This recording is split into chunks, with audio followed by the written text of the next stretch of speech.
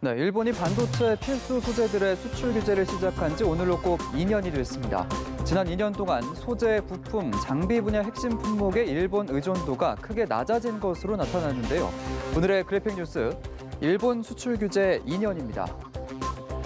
자, 2년 전 오늘 일본은 반도체와 디스플레이 제조에 필요한 핵심 소재 수출을 제한한다고 발표하면서 한국에 대한 수출 규제를 시작했습니다.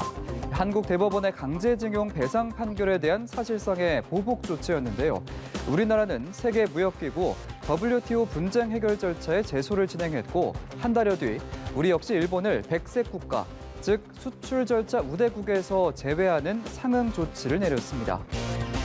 우리 반도체 산업의 숨통을 조이려던 일본의 시도, 과연 그 뜻대로 됐을까요?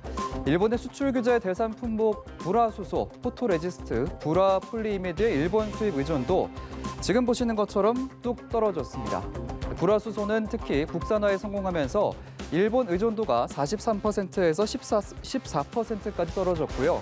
포토레지스트는 유럽 공급선을 늘려 일본 의존도를 93%에서 85%로 낮췄는데 국산화를 위한 기술 개발에 한창입니다.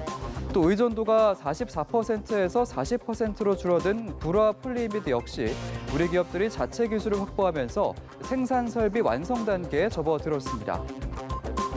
또 100대 핵심 품목의 대일 의존도 지난 2년 새 6.5%포인트 감소해서 24.9%를 기록했는데요. 일본이 수출 규제를 시작한 2019년을 기점으로 감소 추세가 약 3배 정도 빨라진 겁니다. 정부의 전폭적인 지원과 기업 간 협력을 바탕으로 기술 자립화 노력에 성과를 이뤘다는 평가입니다. 자, 이렇게 소재, 부품, 장비 분야 경쟁력이 높아지면서 시가총액 1조 원 이상 중소 중견 기업은 2019년 13개에서 올해 31개까지 늘었는데요. 반면 한국에 수출하던 일본의 소재, 부품, 장비 분야 기업들이 경영난에 빠지면서 타격을 받은 건 한국이 아니라 오히려 일본이라는 평가까지 나왔습니다. 하지만 아직 갈 길은 멉니다. 올해 1월에서 5월 한국 수출 금액이 전년 동기 23% 증가하면서 사상 최고치를 기록했지만 대일본 무역 적자도 함께 증가한 겁니다. 지난해 같은 기간보다 35%가 늘어 100억 달러에 육박했는데 이 중 64%가 소재와 부품에서 발생했습니다.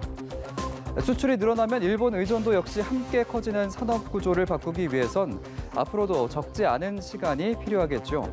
수입선 다변화와 국산화를 위한 노력이 꾸준히 계속돼야 하는 이유입니다. 지금까지 그래픽 뉴스였습니다.